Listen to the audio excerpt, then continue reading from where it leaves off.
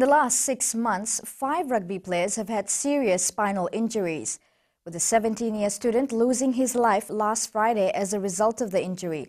Shelvin Chand looks at just why such serious injuries are happening in a sport played by most in the country. 17-year-old Jovili Singh died after injuries he sustained during a rugby trial at his school. The 5th former at Ratu Sukuna Memorial was admitted for 6 weeks, and after paralysis, it led to his death. His father has made a plea to rugby administrators and officials after losing his youngest child. My plea goes out to teachers, especially in secondary schools, to please ensure they're safe. Because of this game, my son Jovili Singh has left me because of that neck injury which eventually killed him. I'm very sad that I've lost my son. He was just 17.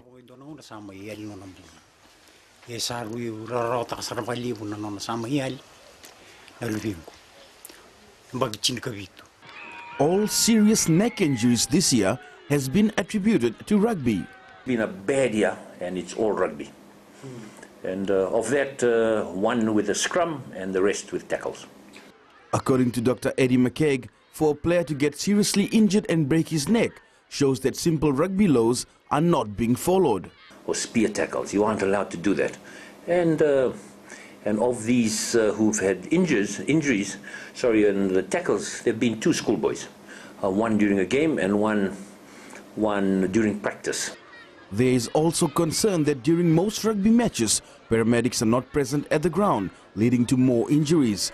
There is a call to educate rugby players on the safety aspect of the game. The remedy is, again, the old cliche, prevention is better than cure. And we have to prevent this. We have to better educate our athletes. Young Jovilisi will be buried on his home island of Kandavu this Friday.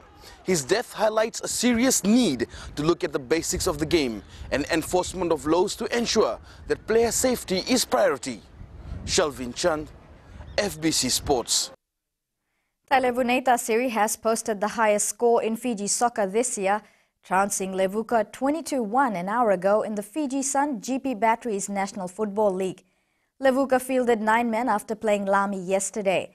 The score surpasses the 18-1 scoreline Nasinu gave Tailevu North a month ago. The road to secondary school rugby supremacy has become more interesting, with most zones staging their finals yesterday. In Suva, Assemblies of God High School was denied a chance at making history by Nasinu Secondary. Shelvin Chand has more. IOG had come through by doing the hard yards and were in the hopes of securing their first ever under-18 win. But this was not to be. Nasinu Secondary School held on until the bitter end and won 2017 thanks to a penalty in extra time. Organizers feel that competition is certainly there. I think we just reaped what we saw this year. We had a development plan in place where we wanted to lift rugby in our zone, and our final this year was determined by sudden death, and I think that is an indication that development has been taking place here. There were other games yesterday and the crowd was kept entertained throughout. The crowd was in control. From here, it's get better for the school ruggers. Now all our first will go and play against the third from the east, and our second today will, those who lost out, the first run-ups, they're going to play against the winners from the west, and our winners in the playoffs will also play the first from the east, that is from Tailevu. Competition will get tough as the zones mix up. It will be sheer determination and hard work that will see some of the teams through, and the big prize would be the Dean's Trophy. Shelvin Chand, FBC Sports. It was breathtaking snooker action at the Fiji Club with the Southern Division 6 Red tournament today.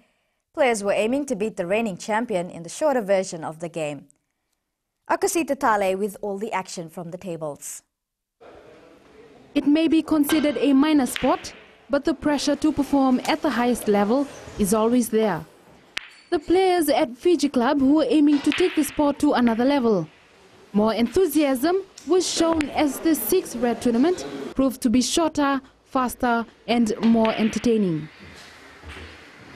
It's much more deadlier. The impact on the players, they know they can beat people like myself, the better players, because of the rules. And it's when you make a foul, it's easy for the opponent to get into the game if they're behind. And anything can happen in the sixth grade. Not forgetting the veterans who showed the newbies the ropes of the game. While the big guns battled it out for supremacy, the tournament brought out Fiji's young talents. It is fun and you can get a second chance and win. The finals are currently on at the Fiji club with local champion and number 1 Suman Lal leading Canadian Feroz Khan 2 points to 0. It's looking good for Lal, who over the years has won most snooker titles in the country. Akusita Tale, FBC Sports. David Haye has won the controversial heavyweight fight against fellow British boxer Derek Chisora. The grudge match took place at West Ham's Upton Park football ground in front of a sellout crowd of 30,000. Former world champion Haye, sporting the Union flag shorts, knocked down his opponent once in the 5th round. Chisora stood for the count and carried on, only to be knocked out with just a few seconds left in the round. Haye took not only the bragging rights, but also the WBO and WBA titles. Surprise has been the order of the day at the London Grand Prix athletics meet. Champion hurdler Sally Pearson has suffered her first defeat of the season, while in the 100-meter women's finals, a new champion was also crowned. Pearson went down to a shock defeat in the final of the 100-meter hurdles on Saturday. She was beaten by American Kelly Wells by 2/100ths of a second. Pearson, who was unbeaten in 2012, has been the favorite for Olympic gold in this event. It feels really good to win. You know, it doesn't matter who you beat. A win is a win, and I just came here to execute some things, work on some things, because the Olympics is the final thing. You know, it doesn't matter what I do here or anywhere else. It's the Olympics and the final. There was another shock defeat in the women's 100 meters final. World champion Carmelita Jeter of the United States was beaten by Nigeria's Blessing Okabare, who finished in a time of 11.01 seconds.